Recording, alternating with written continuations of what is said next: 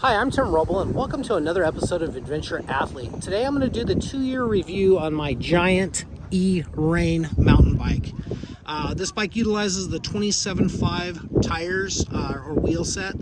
I have replaced the front with a 3.0 on a knobby nick, and in the back I put a 2.8 knobby nick. I did a 3.0, but it was just too tight, and if there was any problems, I was going to run into some problem with interference there. I'd like to run the same tire, but it just wasn't something that I thought was a good idea. This bike has held up super well for 2 years and 2,100 miles. So let's talk about what I've changed out on the bike to make it this way. So I did do the tires. I did that immediately when I got the bike. This is my choice for tires that I really like. I went tubeless and I utilized the orange sealant, and that's worked out really well. I think I've done 2 complete sets of tires, and I have done a chain, which I put whatever the best Shimano chain was. It was like $110, and then I just went to the XT rear set cassette for changing the gears. I did change the saddle out almost immediately, just my preference. And one of the things with this bike that I found was the top tube is really long. I am riding an extra large. I'm 6'3". I wear like a 36 pant. So if you want to do some comparing, if you're trying to get a bike and trying to find the right size, I probably could have rode a large and been just fine because of the length of the top tube. And also that rear stay is just a little longer than like a Trance. And with that, that makes doing a manual wheelie a little tougher. You can kind of see from the pivot there, we're long, so it does make wheeling the bike or manually in the bike a little tougher to do, but I've tried to counter that just a few with a few ounces. I went with a carbon pro taper bar on it.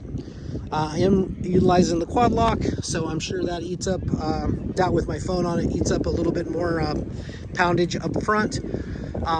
But I do run into, it's tough to get up. It's tough to manual. Like my other bike was a high bike, all mountain, and it was a 150 travel bicycle, and I ran into zero problems with being able to manual that bike. I could actually manual that bike for a long way.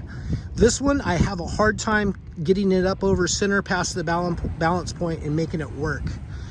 So food for thought. This is a full 180 travel front and rear. Utilizes the Fox, I believe that's a 36 up front, and then the float X2 in the rear with the reservoir.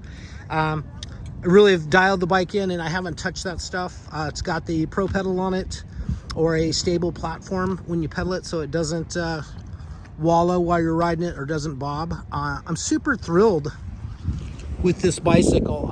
With an e-bike, it allows you, in my opinion, to just see more when you're out on the road.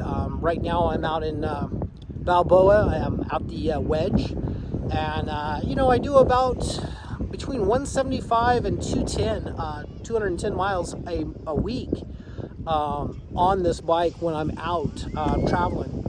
And so it just makes it my #1 fun go-to sport with the bike. I'm super pleased with the platform. I got the brakes finally all dialed in, because if you watch my first review, I didn't really like the brakes and what was going on with that. They were spongy, they had a lot of travel in it, and that was something that was allowing me not to wheelie very well.